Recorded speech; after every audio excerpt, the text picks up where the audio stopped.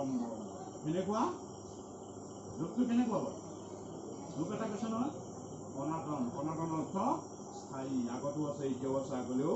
থাকিব সেইকাৰণে আমাৰ ধৰ্মটোৰ নাম সনাতন চমুকে সনাতন গ'লনে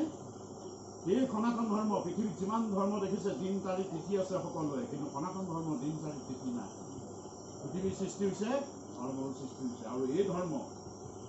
যিমান পৃথিৱীত অত্যাচাৰ যিমানে যি নকৰক কোনো নাইকিয়া কৰিব নোৱাৰে তুলনা 24 অৱতাৰ প্ৰতিটো অৱতাৰত ধৰ্ম নাইকিয়া কৰি থৈ যায়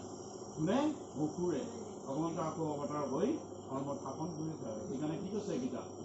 যদা যদা হি ধৰ্মস্য গ্লানিৰ্ভৱতি ভাৰতম অভ্যুত্থানম অধৰ্মস্য তদাত্মা সদাস্ম্যহম পৰিত্ৰাণায় সাধুনাম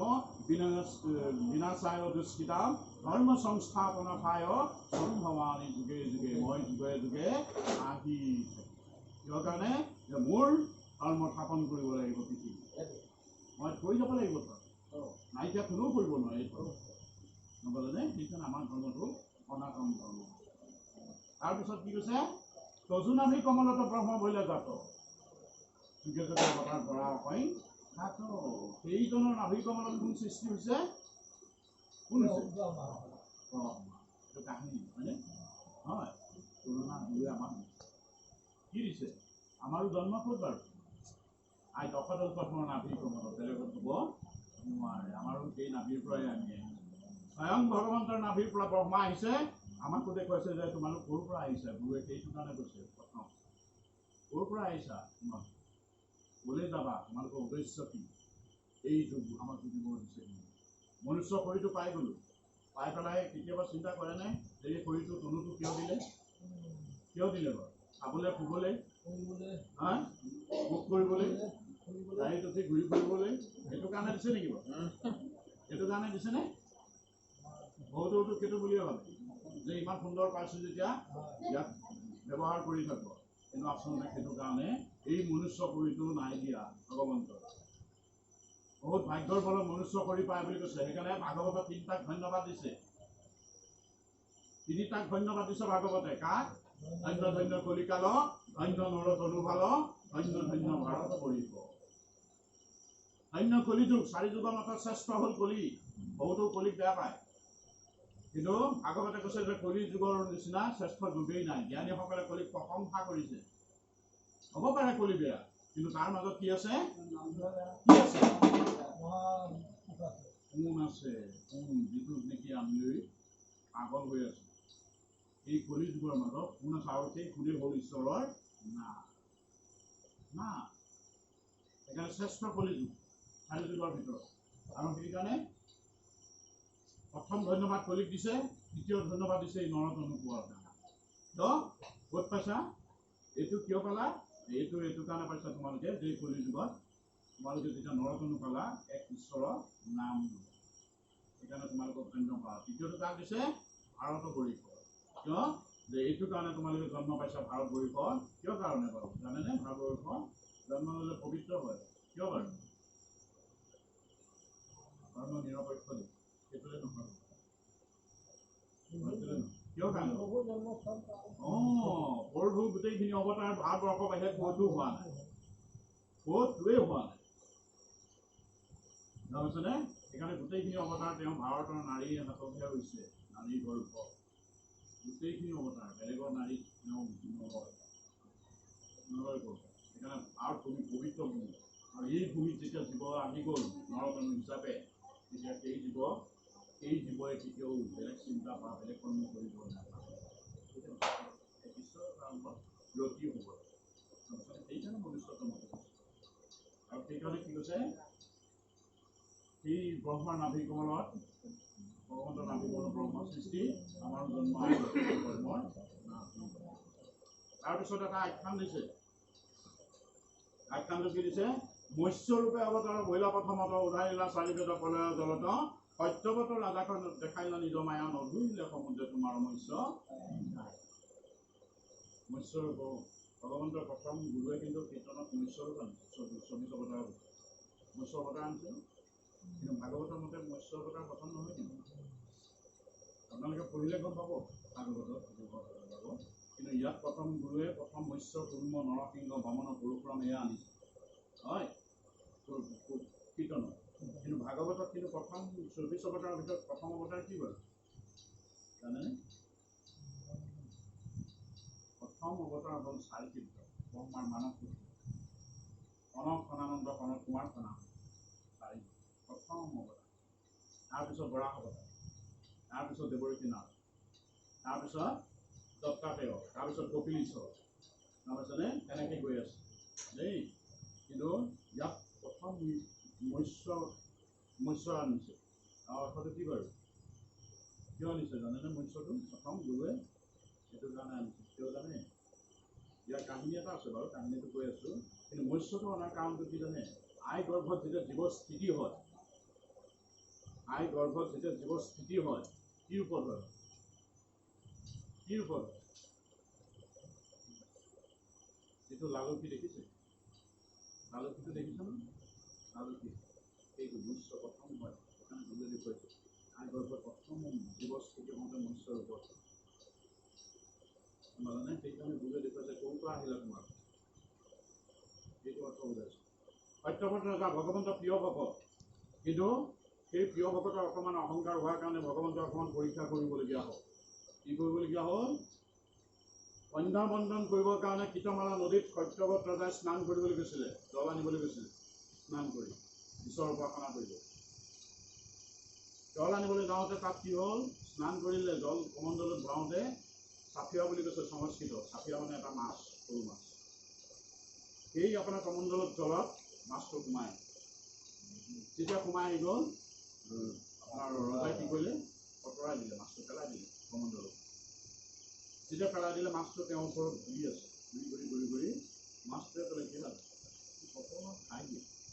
তোমাৰ ৰাজপ্ৰসাদত যদি জেগা আছে। কাৰণ কিয়? মোক যদি তুমি ইয়াত এৰি থৈ যোৱা, মোতকৈ ডাঙৰ জীৱই মোক খাই পেলাব। মই তোমাৰ চৰণলৈ আহিছোঁ, তুমি অকণমান মোক জেগা দিয়া। তেতিয়া সত্যব্ৰত ৰজাই চিন্তা কৰিলে যে মই এতিয়া ঈশ্বৰৰ উপাসনা কৰিবলৈ ওলাইছোঁ, যদি তেওঁৰ বাক্যটো মই নকৰোঁ, মই দুখেছোঁ, মোৰ আশ্ৰয় বিচাৰিছোঁ। বোলে তুমি সত্যব্ৰত ৰজাই আচৰিত হৈ গৈছে, জীৱটোৰ কথাও কয়, বৰ সুন্দৰ জীৱ, কিন্তু গমেই নাপায় কোন গম পালেনে? সেইকাৰণে তেওঁ কি কৰিলে? কমণ্ডলত বোলে মোৰ ৰাজসভাত জেগা হ'ব তোমাৰ কাৰণে, তুমি চিন্তাই কৰিব নালাগে। দেখিছে সৰু মাছ এটা কিমান ধৰণৰ জেগা ল'ব গম পালেনে? সেইকাৰণে তেওঁ কমণ্ডলত জলত ভৰাই লৈ গুচি আহিলে। কমণ্ডলত আনি থাকোঁতে কমণ্ডলতে মাছ ডাঙৰ হৈ গ'ল। আহি পেলাই পাত্ৰ এটাত আনি পেলাই এৰি দিলে জল দি। ৰজা আঁতৰি আহিব পৰাই নাই সেইখিনিৰ পৰা, মাছটো মানে পাত্ৰটো নধৰা হ'ল। ৰজাক কৈছে, হে ৰাজন, এই পাত্ৰটোতো মই বেছি সময় থাকোঁ, মোৰ মৃত্যু হৈ যাব, তুমি ইয়াতকৈ ডাঙৰ পাত্ৰ এটা দিয়া। তেতিয়া ৰজাই কি কৰিলে? তাতকৈ ডাঙৰ পাত্ৰ এটা দি দিলে, দি পেলাই তাত জল দি দিলে। তাতো কি হ'ল? মানে মাছটো নধৰা হ'ল। ৰজাক কৈছে, হে ৰাজন, তুমিতো মোক কৈ আহিছা তোমাৰ ৰাজপ্ৰসাদত মোক জেগা হ'ব, অকণমান জেগা দিয়া, তুমি ইয়াতকৈ অকণমান ডাঙৰ জেগা দিয়া। ৰজাই নি পেলাই সৰু বৰ খনাই দিলে, সৰু বৰ খনাই তাত এৰি দিলে, তাতো নধৰা হৈ গ'ল। তেতিয়া ৰজাই চিন্তা কৰিলে, মই এওঁক জেগা দিব নোৱাৰিম, এওঁ মৎস্য নহয়, বেলেগ হ'ব। লগে লগে লৈ গুচি গ'ল, সাগৰত এৰি দিলে, সিফালে ফিচাই ইফালে মাথা হৈ গ'ল, সাগৰতো নধৰা হৈ গ'ল। তেতিয়া সত্যব্ৰত ৰজাই স্তুতি কৰিলে যে প্ৰভু তুমি মৎস্য নোহোৱা, তুমি কোন? নিজৰ ৰূপ দৰ্শন দিয়া। লগে লগে ভগৱন্ত মৎস্য ৰূপত তেওঁ দৰ্শন দিয়ে। এই ৰাজা, তুমি মোৰ প্ৰিয় ভক্ত। কিন্তু 7 দিনৰ পিছত প্ৰলয় আহিব। ভাগৱতত 3টা প্ৰলয়ৰ কথা কৈছে। এইটো খালী প্ৰলয় বুলি কৈছে, হয়নে? খালী প্ৰলয় কৈছে, আৰু ইয়াত বেলেগ নাই ল'ব। কিন্তু এটা হ'ল প্ৰাকৃতিক প্ৰলয়, এটা নিত্য প্ৰলয়, গম পালেনে? ভাগৱতত আৰু 2টা বিষয়ে কৈছে, আৰু ইয়াত খালী মৎস্য অৱতাৰত খালী প্ৰলয় কৈছে। প্ৰলয় যেতিয়া আহি যাব, সেই প্ৰলয় আহি যাব কেতিয়া আহিব বুলি কৈছে? ভগৱন্তে সত্যব্ৰত ৰজাক কৈছে 7 দিনৰ পিছত। 7 দিনৰ পিছত এই প্ৰলয় আহিব। আৰু এই 7 দিনৰ তোমাক সময় দিলোঁ, 7 দিনত তুমি 4মুঠি জীৱ উৰণ বুৰণ ভ্ৰমণ গজন, এই 4মুঠি জীৱ লৈ তুমি এই জেগাত ৰৈ থাকিবা। সপ্তঋষিয়ে নাও লৈ আহিব, সেই নাৱত তুমি উঠিবা, আৰু সেই নাও মোক বান্ধি দিবা। মই সেই নাও তোমাক লৈ যাম, য'ত প্ৰলয় নাই তোমাক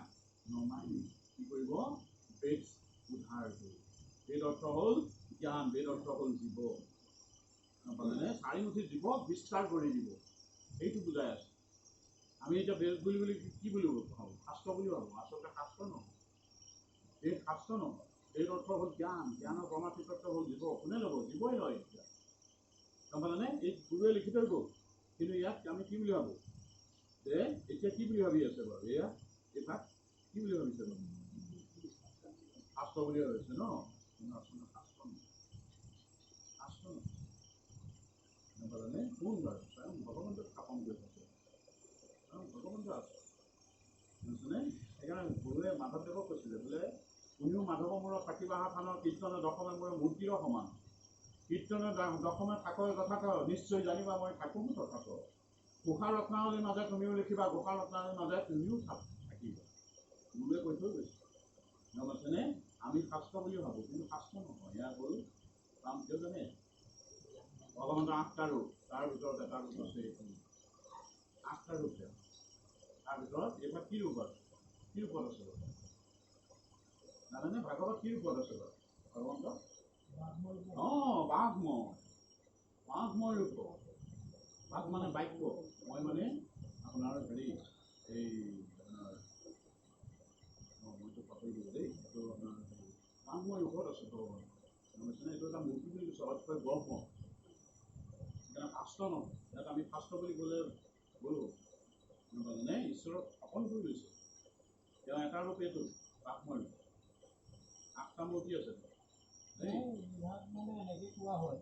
যে জীৱতৰণৰ উপায়খিনি ইয়াত আছে মানে শাস্ত্ৰ বুলি ভাবে শাস্ত্ৰ অৰ্থটো বেলেগ দেই শাস্ত্ৰটো এইটো কৈছে যে সাজৰ মতে সাঁচি পাতত থকাৰ কাৰণে তেওঁ শাস্ত্ৰ বুলি কয় গুৰুৱে সাঁচি পাততে লিখিছিলে সেইকাৰণে শাস্ত্ৰটো আহিছে তাৰ পৰা কিন্তু এতিয়া আমি কি বুলি ভাবোঁ শাস্ত্ৰ বুলিয়ে ভাবোঁ কিন্তু শাস্ত্ৰ নহয় এতিয়া স্থাপন কৰাৰ কাৰণে আগত আছিলে শাস্ত্ৰ যেতিয়া আপুনি চৈতন্য কৰি দিলে এতিয়া শাস্ত্ৰ চৈতন্য কৰাৰ পিছত ৰূপটো ভগৱন্ত তেওঁ গুণাধিকৰণে আমি কৰি আছোঁ দেই বিদৰ কথাটো যে আহিছে হয় বেদে যে টুটি কৰিছিলে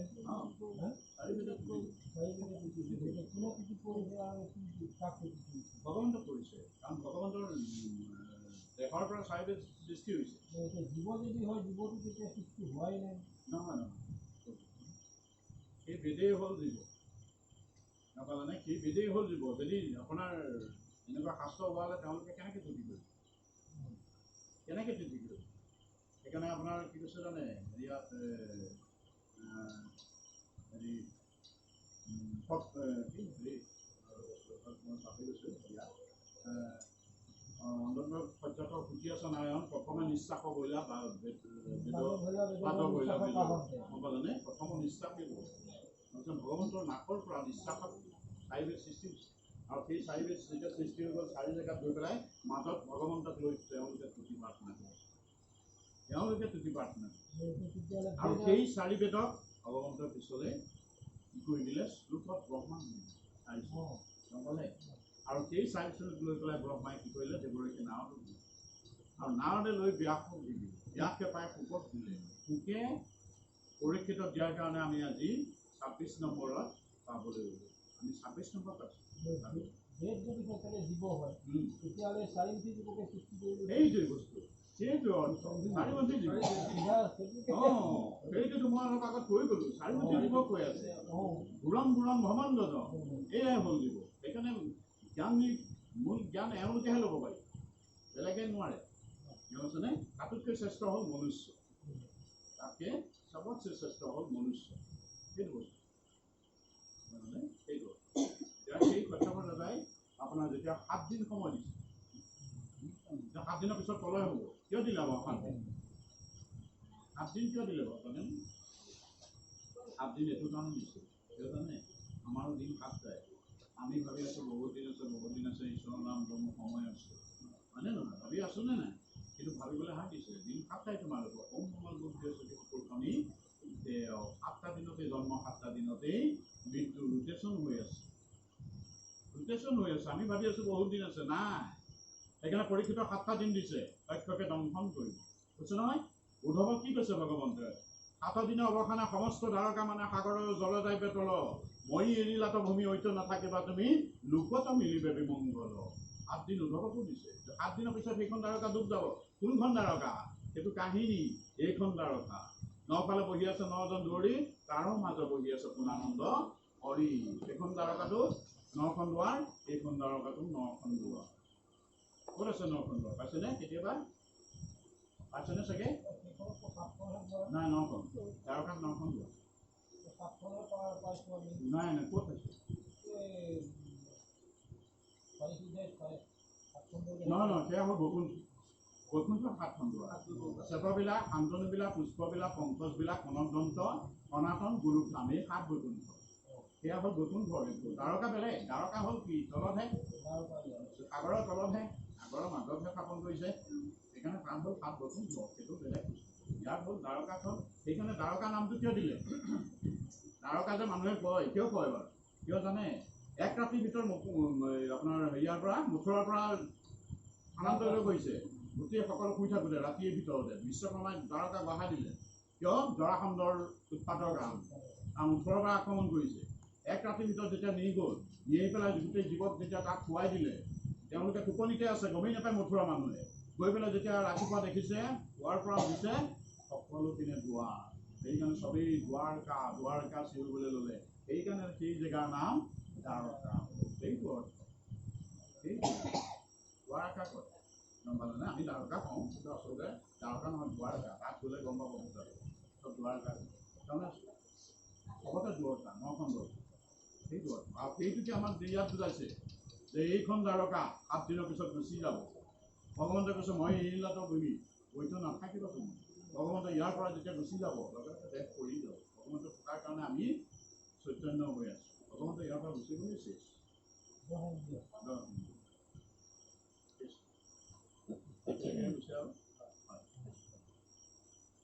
সময় অৱতাৰ ভৈলা ফেৰদ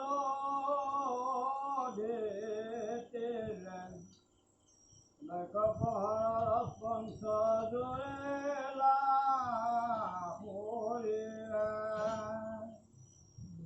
আৰাম কৰিলে পৰিশ্ৰুতি পৰা ধৰিলা মন্দৰ গিৰি শুভ ভাগে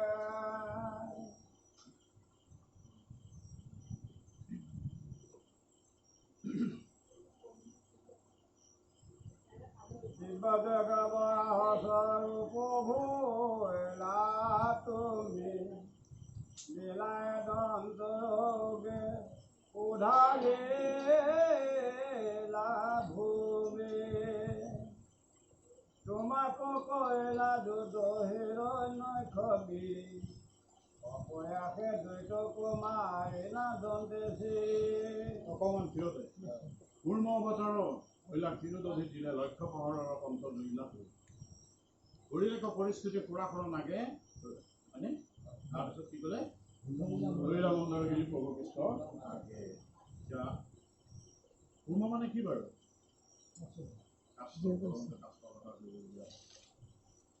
কিয় ধৰিবলগীয়া হ'ল বাৰু কাষ্ট কাৰণে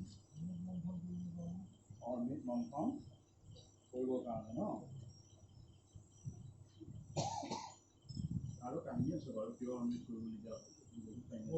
নাযাওঁ মূল বস্তুটো এইটো হৈছে যে পূৰ্ণ অৱতাৰ ভগৱন্ত যেতিয়া কৰিবলগীয়া হ'ল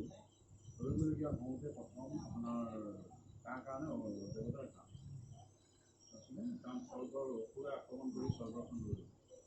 ইন্দ্ৰ অৱস্থা নাই সেইকাৰণে তেতিয়া মানে ভগৱন্তৰ ওচৰলৈ যেতিয়া ব্ৰহ্মা ওচৰলৈ গ'লোঁ ব্ৰহ্মাই ভগৱন্তৰ ওচৰলৈ লৈ গ'ল তেতিয়া ক'লে যে তোমালোকে সাগৰ মন্থন কৰা অমৃত পাবা অমৃত খালে তোমালোকে কি কৰিবা মই কিবা তোমালোকৰ ফৰেষ্টে মাৰিব তোমাৰ সেইটো নোৱাৰে এতিয়া সেইটো কাৰণে তেওঁলোকে কি কৰিলে সাগৰ মন্থন কৰিব তাক ল'লে দেৱতাৰ অসুৰৰ দুইটা মিলিব বুজিছেনে মিলি পেলাই সাগৰ মন্থন কৰিবলৈ গ'ল মন্দগিৰি ভগৱন্ত আনি পেলাই দুখ গ'লেতো মন্থন লগে লগে ভগৱন্তই কৰ্মভাগ সোমাই কৰ্ম হৈ যেতিয়া সোমাই গ'ল এতিয়া মন্দগিৰি পৰ্বত ওলাই এতিয়া মন্থন কৰিবলৈ হ'লে কি লাগিব ৰছী লাগিব ক'ৰ পৰা আনিলে বাসুতি ক'ৰ পৰা আনিলে শিৱৰ ডিঙিত লোৱা মানে পাতালতে বাসুতি থাকে কাৰণ 7খন পাতালটো তাৰ ভিতৰত পাতাল হ'ল সৰ্প থকা হ'ল পাতাল এই বাকী বেলেগ বেলেগ থাকে এতিয়া মূল বস্তুটো কি কৈছে জানেনে এই যে আপোনাৰ বাপুটিক আনিছে বাপুটি সৰ্পৰ ৰজা কিন্তু এই বাপুটি ক'ত থাকে ক'ত থাকে শিৱৰ ডিঙিত দেখিছে তাকে যে কোন বুলি ভাবিছে সেয়া হ'ল বাপুটি পৰম ভকত শিৱৰ পৰম ভকত হোৱাৰ কাৰণে ডিঙিত ৰাখে শিৱই এই বাপুটিক আনি পেলাই ৰছী বনাই ল'লে এফালে দুপুৰে এফালে দেৱতাই ধৰি মন্থন কৰি প্ৰথম কি ওলাল হলাহল ইয়াৰ অৰ্থটো কি বাৰু ইয়াৰ অৰ্থটো কি কৈছে জানে অৰ্থটো এইটো কৈছে কাহিনীত কিন্তু সেইটো হলাহল দি ওলাইছে সাগৰ মন্থন হয় কিন্তু আচল কথাটো কি কৈছে জানে ঈশ্বৰৰ কথা যেতিয়া প্ৰথম শুনিব তেতিয়া অকণমান বেয়া লাগে মানে কি কৈ আছে তেখেতে ভাল লাগে নাই শুনি ভাল লাগে নাই কিন্তু শুনোতে কি হৈ যাব মৰ্মিতৰ নিচিনা সেইটো কম যায় সেইকাৰণে এই প্ৰথম হলাহল দি পান কৰিলে শিৱ কি নাম পালে নীল ডিঙিটো নীলা হৈছে হয়নে এতিয়া এটা আহাৰ খালে আমি য'ত পানী খাওঁ বা আহাৰ খাওঁ ডিঙিত নৰখে কিন্তু শিৱই এইখিনি ৰখাই দিব পেটলৈ কিয় নিমিলে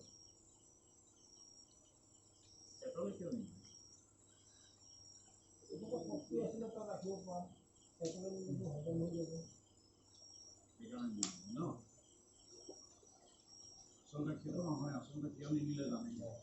শিৱই নিব পাৰিলেহেঁতেন এইখিনি পেটত কিয় নিমিলে এইটো কাৰণে নিমিলে কাৰণ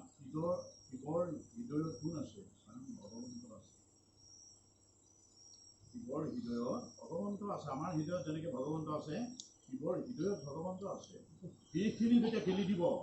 শিৱৰ বাবাই চিন্তা কৰিলে যে মোৰ হৃদয়ত ভগৱন্ত আছে যদি গেলি দিওঁ ভগৱন্তে কষ্ট পাব ভগৱানৰ আন এটা নামটো শিৱ নাই শিৱ নহয় এইটো হ'ল শিৱ লিখিছে নহয় গুৰুৱে শিৱক বুলি ক'লে ভুল হ'ব দেই শিৱ বুলি ডাইৰেক্ট ক'লে ভুল হ'ব কিন্তু শিৱ এইটো শিৱ ৰাজা সৰস্বতীকে কি শিৱ নাপালানে শিৱ সেইকাৰণে ইয়াত অকণমান হেৰি এটা আছে দেই সেইকাৰণে মূল বস্তু কিন্তু ক'লে বাৰু একেই গুৰু ব্ৰহ্মা গুৰু বিষ্ণু গুৰু গণেশ্বৰ সৰস্বতী জগতৰ গুৰুহে আছে ক'লে বাৰু একেই কাৰণ নাম অপৰাধত 3 নম্বৰটোত কৈ দিছোঁ শিৱ বিষ্ণু ভিন্ন নকৰিব দেই এইটো কৰিলে দুখে চব এওঁ ভগৱান কিন্তু এওঁ মানে কি কৰে তুলনা আছে পাৰ্বতীয়ে সুধিছিলে বোলে প্ৰভু স্বামী তুমি দেৱৰো দেৱ মহাদেৱ স্বামী তুমি দেৱৰো দেৱ মহাদেৱ কি কৰে আপুনি নাম জপ কৰে গম পাইছেনে এই তেতিয়া বাবাই কৈছিলে কি কৈছিলে বোলে মূৰ্তিৰ ওপৰত এখন আছে মই তেওঁৰ নাম জপ কৰে সেইকাৰণে সহস্ৰ নাম যে আপোনালোকে পাঠ কৰে কোনে জপ কৰে সহস্ৰ নাম কোনে জপ কৰে পাঠ কৰে নহয় কেতিয়াবা কৰিছে নাই ঘৰত কয় নে নকয় নকয় নেকি বাবা বাহিৰে কোনো কৰিব সেইকাৰণে ঈশ্বৰৰ 1 নম্বৰ ভকত হ'ল বাবা 1 নম্বৰ ভকত মানে সেইকাৰণে তেওঁ গিৰি নিদিলে তুলনা দিছে আমাক কি যে ঈশ্বৰৰ যেতিয়া হৃদয়ত আছে তেতিয়াহ'লে যততিয়াই কিয় খাই আছে যিটো ঈশ্বৰে গ্ৰহণ নকৰে সেইটো কিয় দি আছে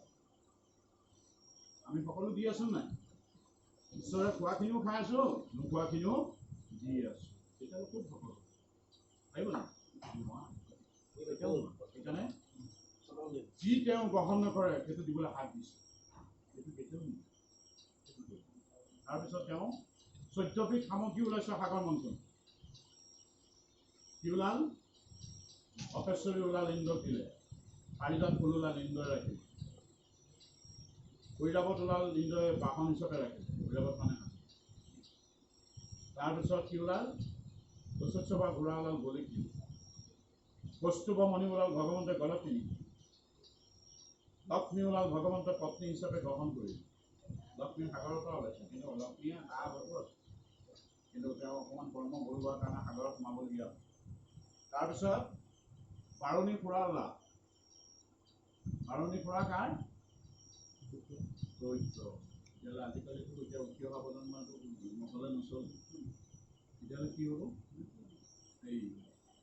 সেইটো সেইকাৰণে সেইটোৰ পৰা সদায় সাৱধান থাকিব লাগে কেনেকৈ সাৱধান থাকিব সেইটো দায়িত্ব কাৰ পিতৃ মাতৃৰ দায়িত্ব সন্তান হ'ল বুলি যে একদমেই আপোনাৰ ৰছী খুলি দিব লাগে আৰু মানে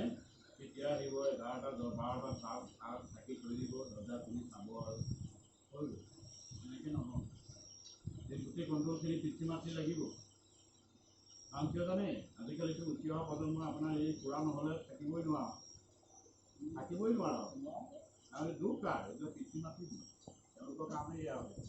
বুজিছেনে সেইকাৰণে সেই ফুৰাই ভগৱন্তৰ যদুবংশ আপোনালোকে জানেই সদায় পঢ়িয়ে আছে গোটেই বংশই চেষ্টা কৰি পেলাল এই ফুৰাই বুজিছেনে সেইকাৰণে সেইখিনিৰ পৰা সদায় আঁতৰত ৰাখিব লাগে সন্তান সদায় আঁতৰত ৰাখিবলৈ চেষ্টা কৰিব লাগে শুননা এইটো দি থৈ গৈছে যে সেয়ে কাক দিছে অসুৰক দিছে সেয়া খোৱাৰ লগে লগে অসুৰ হৈ যায় কাকো চিনি নাপায় কাকো মান্য নকৰে তাৰপিছত কি ওলাল আপোনাৰ হেৰি ওলাইছে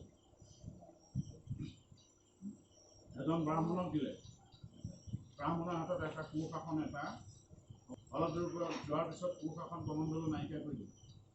তেতিয়া ঘূৰি আহি ভগৱন্তক ক'লে যে প্ৰভু এইটো নিদিবা বৰ বেয়া বস্তু এইটো বেলেগক দিবা মোৰ দুটা বস্তু নাইকিয়া কৰি পেলালে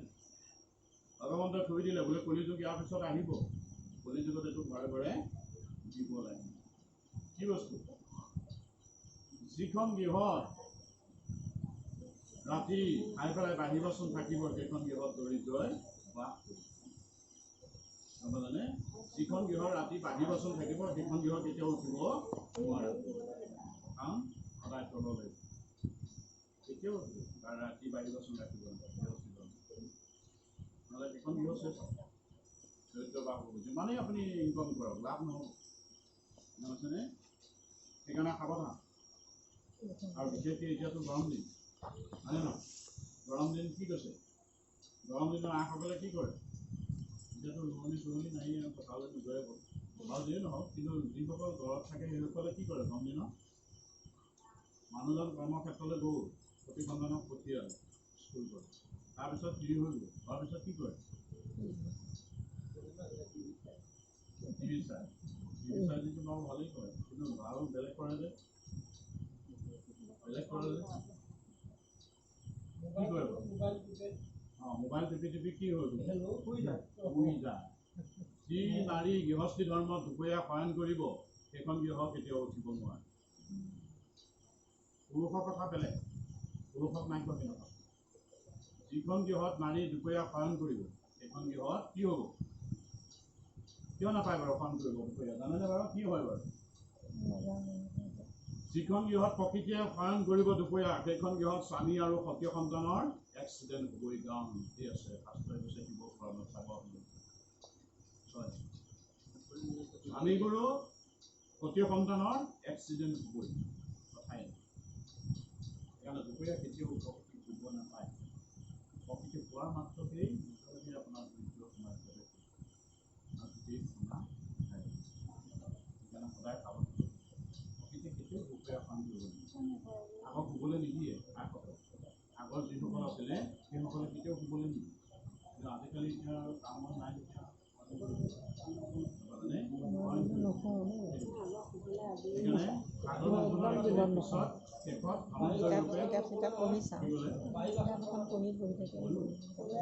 দৰিদ্ৰ বাস কৰিব আৰু সেইকাৰণে একেবাৰে শেষত ধনন্তৰী ৰূপে ভগৱন্তই এহাতে অৰ্মিত কৰক এফালে আয়ুৰ্বেদিক শাস্ত্ৰলৈ প্ৰৱেশ কৰিব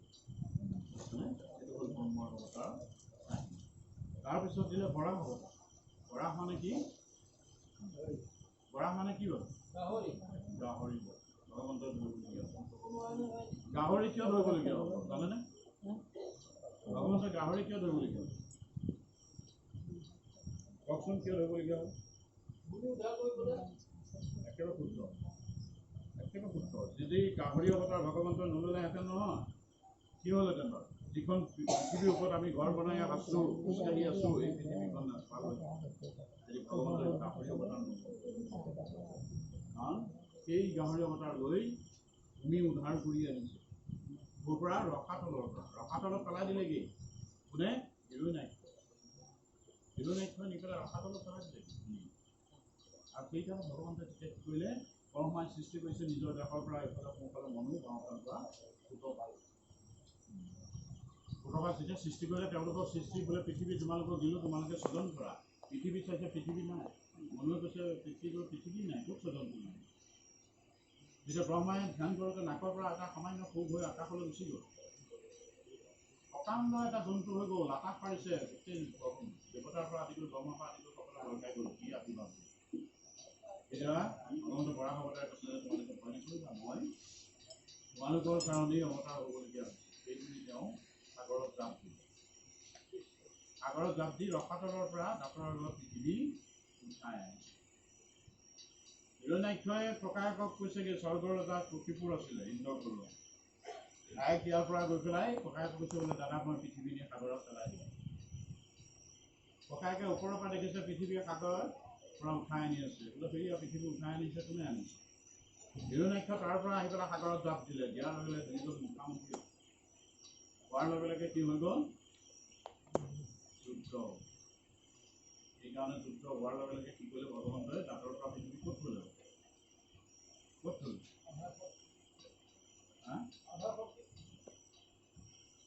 তাকেতো পৃথিৱীখন ক'ত থলে তাৰ ওপৰত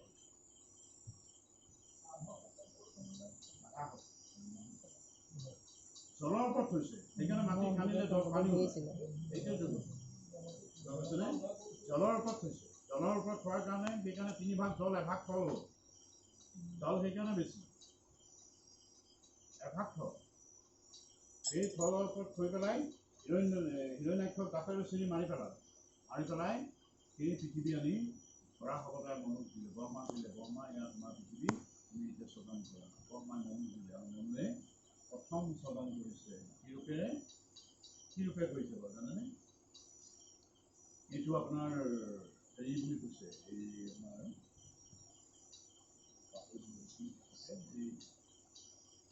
মৈথুন প্ৰজাতি যিটো আইসকলৰ গৰ্ভত সৃষ্টি হয় সেইটো তেতিয়াৰ পৰা সৃষ্টি হৈছে তাৰ আগত কিন্তু গৰ্ভত সৃষ্টি হোৱাটো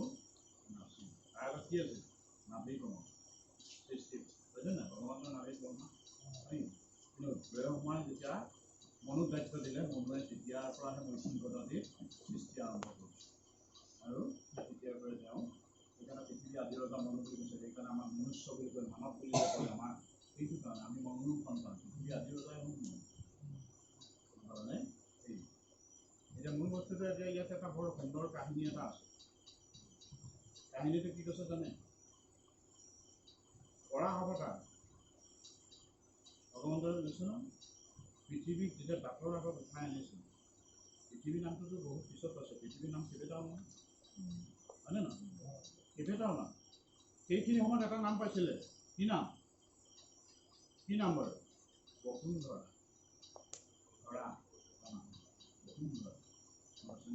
ধাৰণ কৰি অনাৰ কাৰণে পৃথিৱীৰ নাম পালে বসুন্ধৰা আৰু সেইখিনি সময়ত স্বয়ং বসুমতী বৰাহ গোসাঁই প্ৰভু ভগৱন্তৰ মিলনত এটা সন্তান জন্ম হৈছে কি নাম কিয় হ'ল নৰকাসুৰ ব্ৰহ্মাৰ জীয়েক বসুমতী স্বয়ং ভগৱন্ত বৰাহ দুয়োটাৰ মাজততো ভক্ত হ'ব লাগিছিলে নৰকাসুৰ কিয় হ'ল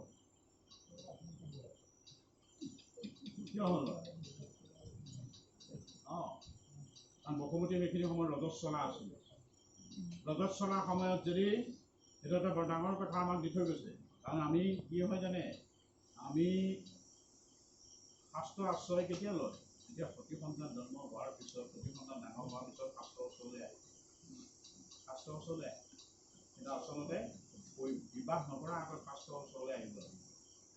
তেতিয়া সন্তান সুন্দৰ এই যে ৰজস্বলা বসুমতী থকাৰ কাৰণে সেইখিনি সময়ত মিলন হোৱাৰ কাৰণে কি হয় জানে ৰজস্বলাত যদি স্বামী স্ত্ৰী মিলন হৈ গ'ল তেতিয়াহ'লে জীৱ ক'ৰ পৰা আহিব জানে ক'ৰ পৰা আহিব নৰকৰ পৰা আহিব সেইকাৰণে নৰকাসুৰ জীৱৰ সদায় 5 জেগাৰ পৰা আহে তাৰ আধাৰ হ'ল 6 জেগা 6 জেগাৰ পৰা জীৱ আহে সেইকাৰণে ৰজস্বলাত কেতিয়াও